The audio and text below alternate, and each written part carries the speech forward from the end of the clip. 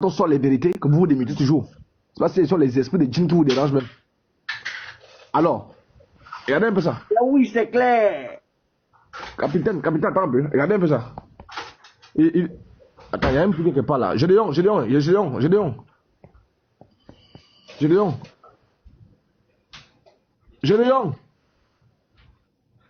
Il n'entend pas, il n'est pas auprès, il n'entend pas. Ok, regardez. Alors, il pose la question, c'est leur seul argument, professeur. C'est leur seul argument. Est-ce qu'il est mort? Gédéon fait le bruit. Ah, désolé, apôtre, c'est pas moi. Je dirais que c'est Yacouba. C'est Yacouba qui fait ça, Yacouba du Kama. Attends, je vais faire descendre. Attends, parce que vous avez des séquisses là. Va là-bas. Va descendre. Alors, donc, les frères, je lâche l'argument. Ce qui est bien, c'est que l'argument n'est pas ressourcé. L'argument n'est pas sourcé. C'est ça le problème. Vous avez vu?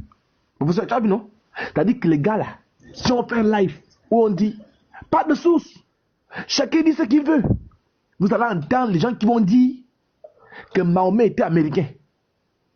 Mahomet était chinois. Il y a même ceux qui vont dire que non, Mahomet était un Ivoirien.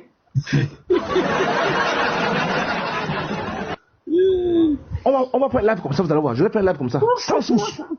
Je vais faire un live comme ça, sans source. Chacun vient parler comme il veut. Vous allez entendre? Non, Mahomet c'est le voisin de ma soeur. Ma copine là. C'est son oncle. Vous allez entendre. Puisqu'il n'y a pas de source. C'est quand on demande source là, ils sont coincés. Et c'est ça, la ruse du diable. Alors ils disent, c'est là sur l'argument. De quand il est mort? Est-ce qu'il est mort subitement? Est-ce que les autres l'ont arraché, non? Après lui il est mort. Alors, non, il n'est pas mort, non? Donc, alors, oui, vous savez comment il a fait pour ne pas mourir? Donc, Allah était avec lui. Hein? Ah bon? Yacouba, j'ai dit, hein, si toi tu me lèves, là je vais te bloquer. Hein? Vous voyez, avant que le professeur lise. Professeur, il y a la source là à l'intérieur. Avant que le professeur lise. Non, le professeur ne lit même pas encore pour toi. La source selon laquelle la théorie de la femme. Ce sont eux qui ajoutent. Est-ce qu'il est mort subitement? Est-ce qu'il est mort malheureusement? Est-ce qu'il est mort dans le bonheur? La mort, c'est la mort. Mais il y a le temps auquel la femme voulait qu'il meure. Et le temps est écrit. Le temps est bien écrit. Vous voulez dire cette personne. Moi, j'ai lu ça. Les politiciens comme ça, là. Regardez. Moi, j'ai dit ça. Regardez. Je pense sous Nabou Daoud. Voilà. Regardez. Sous Nabou Daoud. Voilà. Et c'est où? Voilà, c'est là. Voilà. Alors, je parle d'abord sur Nabou Daoud. La 10 4498. Alors, le prophète fit amener la femme juif et lui dit, qu'est-ce qui t'a motivé à faire cela? Écoutez bien. Hein? Elle dit, 2 points. Si vous êtes un prophète, parce que c'est une femme juive, elle connaît la loi de Moïse, elle connaît la Torah, elle sait que les enfants de Dieu ne peuvent pas céder, les vrais prophètes ne cèdent pas au pouvoir. La chantage du musulman, du diable. L'apôtre Paul a été mordu par un serpent. Les gens ont dit que toi là, tu es maudit. Hein? Elle dit que Satan te poursuit même jusque dans le bateau, frère. Elle dit, si vous êtes un prophète, écoutez bien, hein? Là, je dis, on mute un peu, non? Frère Gédéon, elle dit, si vous êtes un prophèt, il demande le temps. Le frère, retenez bien le temps que je vous donne là. Hein? Le temps est écrit ici. Hein? La façon dont elle voulait, à quel moment elle voulait que le gars meure. Écoutez bien ça. Vous voulez dire c'est qui? Elle dit, si vous êtes un prophète, cela ne vous nuira. Hein? Elle n'a pas dit si vous êtes un prophète, cela te nuit. Si vous êtes un prophète, cela ne vous nuira. C'est-à-dire que jusqu'au futur, jusqu'à ce qu'il quitte ici, là, chez moi, là, le poison doit avoir effet. Vous voyez un peu la partie là? Abou Daoud, 4498. C'est bien conjugué au futur là-bas. C'est-à-dire que quand tu as quitté de ma présence ici là, peu importe là où tu allais mourir, même ça après 15 ans, mais tu ne vas jamais dire que c'est le poison que tu as tué. Si vous êtes prophète, cela ne vous nuira pas. Mais si vous êtes un roi, le peuple sera encore. C'est-à-dire, même après 15 ans, on va se débarrasser de toi. Donc la femme n'a jamais dit que je te donne le poison pour que tu meurs aujourd'hui. Non. Elle a dit, je vais te nuire. Donc cela te nuira. En ce sens où, même si ça après 15 ans là, tu dois mourir de ça. Le terme, c'est bien écrit ici. C'est clair, c'est clair. Vous l'avez dit, c'est bien écrit ici. Pas, C'est très bien écrit ici. Sur la Bouddha 4498. Donc, elle n'a pas donné un poison parce qu'elle sait que Mahomet va faire les acrobaties. Elle est consciente que Mahomet va trouver les issues. Les permettez, vous, non, quand vous montez aussi, appuyez sur le bouton une fois. Elle est consciente que Mahomet va appuyer. Shalom. André, c'est Gédéon, à l'apôtre. C'est pas Gédéon même, ou bien? Ouais, C'est pas moi. C'est pas moi. Ici, moi, je muté. C'est ce que je viens de monter là. C'est ça que je viens de monter. D'accord. Voilà. Il est conscient. Elle est consciente que Mahomet va faire les acrobaties. C'est comme la question que le professeur a posée. C'est une très grande question. Ça a nu ou ça n'a pas nu? Elle n'a pas dit, par exemple, elle n'a pas dit, mais si vous êtes roi, le peuple se débarrasse de toi. C'est pas ce qu'elle a dit? Non. Elle dit que si vous êtes roi, le peuple se débarrassera. Donc, peu importe que tu quittes cela avec tes soldats, tu vas aller mourir. Et on verra ça. C'est ça que les questions, c'est bien écrit ici. Arrêtez de nous faire le temps que est-ce que les jeunes sont morts vite, est-ce que les jeunes ne sont pas morts vite.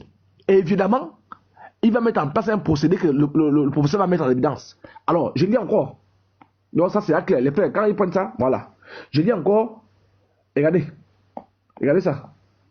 Vous voulez distraire qui? Allez-y distraire vos enfants, hein. Regardez.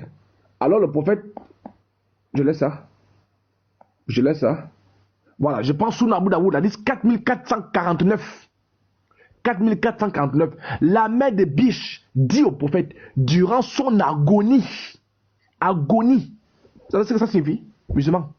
Durant son agonie finale. Messager d'Allah. Que pensez-vous de la cause de votre maladie? Hein? Que pensez-vous de la cause? La sourate 16 dit quoi?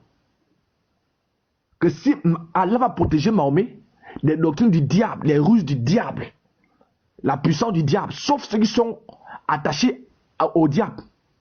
Vous comprenez? 1665, je crois bien. Oui. Donc la magie est une œuvre inspirée de Satan. Donc le diable là, Allah doit protéger son prophète. La mère de Biche dit au prophète durant son agonie finale. Ça veut dire quoi? Agonie finale. Hein? Agonie finale, c'est quoi? Durant son agonie finale. Messager d'Allah. Écoutez. Messager d'Allah. Hein? Écoutez. Messager d'Allah. Que pensez-vous de la cause de votre maladie? C'est une très bonne question. Que pensez-vous de la cause de votre maladie? Écoutez la réponse du messager d'Allah. Je ne vois pas d'autre raison à la maladie de mon fils. Donc mon fils il est mort parce qu'il a bouffé le poison. C'est pourquoi il est mort. Maintenant vous là, l'agonie finale là, ce qui vous tue, quelle est la cause de votre maladie? Je ne vois pas d'autre raison à la maladie de mon fils. Seul le mouton empoisonné qu'il a mangé avec vous à Kaïba. Donc, tous les compagnons de Mahomet montrent déjà qu'ils sont dans le fond. Là, c'est clair. Là, c'est à côté. Le prophète a dit, et je ne pense pas qu'il ait une raison excepté celle-ci. Rien qu'à là seulement, pour ceux qui comprennent le français, Mahomet confirme que c'est un faux prophète. Allah a dit que sur ses serviteurs, Mahomet, le diable n'aura aucun pouvoir, le diable n'aura aucun appui, le diable n'aura pas la suprématie. Et l'empoisonnement est une œuvre du diable. Donc ça veut dire que si le prophète est seulement même malade, suite au poison, c'est déjà un faux prophète. C'est-à-dire que si on laisse même la théorie selon laquelle il n'est pas mort là, une fois le poison à lui est fait, et que c'est le poison qui est la cause de sa maladie, c'est un faux prophète. Allez-y vous exhiber là où vous voulez. Nous disons que c'est un faux prophète conformément à ce que le me dit. Alors moi je montre encore une chose et je termine par là. Regardez. Seigneur Jésus, je vais trouver ça. Ça pour l'ail. Et Allah. Allah. Bismillah. Je ne sais pas, par rapport à l'agonie là, est-ce que je peux détailler un peu comme ça, ils vont comprendre? Vas-y. Voilà. On va sur le professeur. Ok. Disons pour faire simple, l'agonie, c'est que c'est une différence irréversible des principales fonctions vitales au moins, pardon, Donc, du coup, on sait tous que le cœur, on sait tous que le poison, quand il va en pénétrer, il va attaquer directement les fonctions vitales. Ça, c'est obligatoire. Donc, déjà, quand Momo lui-même dit déjà l'agonie des fonctions, il dit déjà l'agonie, c'est automatiquement, c'est le poison. Il n'y a pas autre chose. Si vous voulez aller chercher la définition de l'agonie, vous allez voir que c'est l'attaque irréversible des fonctions vitales. Ça, c'est clair. Donc, Voilà. du coup, Momo lui-même confirme qu'il est bel et bien mort du poison. Non, c'est pas Et ça. puis, Ok. voilà, juste pour chuter en même temps, par rapport à que non, est-ce que le poison devait tuer lentement? Si la femme avait pour objectif que Momo devait mourir sur le champ, automatiquement, elle aurait accepté comme prophète. Mais si elle me dit, si tu es un vrai prophète, c'est que le poison ne te nuira pas, c'est qu'elle son but là, c'est que le poison le nuit.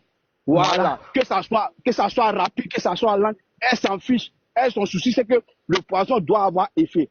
Donc, si elle, son but était que Momo meurt sur le champ, c'est qu'automatiquement, elle aurait accepté comme prophète. Parce que si son but était qu'il meurt maintenant, qu'il n'est pas mort maintenant, c'est que c'est fini, elle a perdu son projet.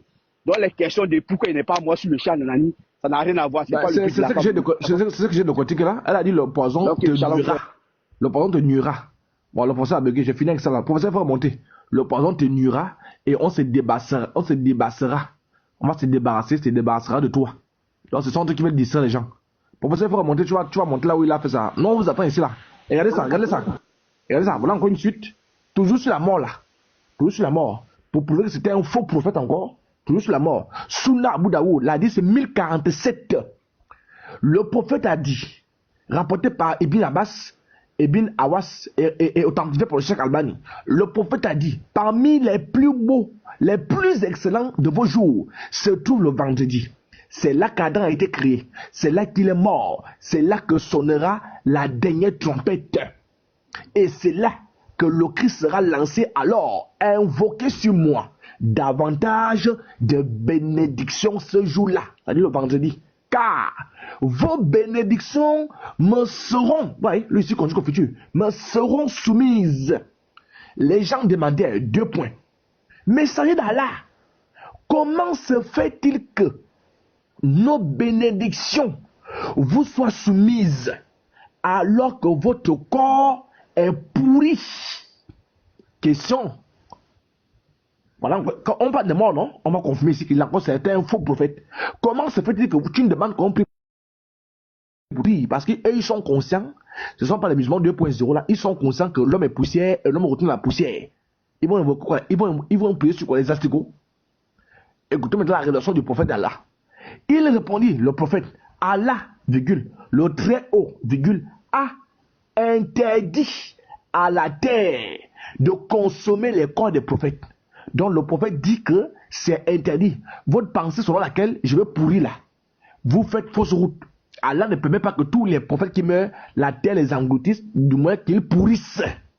Lui, il avait espoir, comme Jésus a été enlevé là. Lui, il avait espoir aussi qu'il sera enlevé. Ça, c'est une prophétie, non? De la mort. On va voir ça. On va voir ça. Écoutez, hein? Là, on est sur la mort, non? Donc, il y a une défi qui est lancée. Les gens disent que comment on va prier sur toi alors que tu vas pourrir? Et deux, Mahomet lui dit que lui va ressusciter. Donc, Allah ne peut même pas qu'il va pourrir. Donc, il ne va jamais pourrir. Très bien. On va voir si Mahomet connaissait vraiment Allah. Très bien. Vous avez aussi Sayyid Boukari, la liste 3532. Le messager d'Allah a dit, j'ai 5 noms. Je suis Muhammad et Ahmad. Je suis Al-Ashir. Je serai le premier à être ressuscité.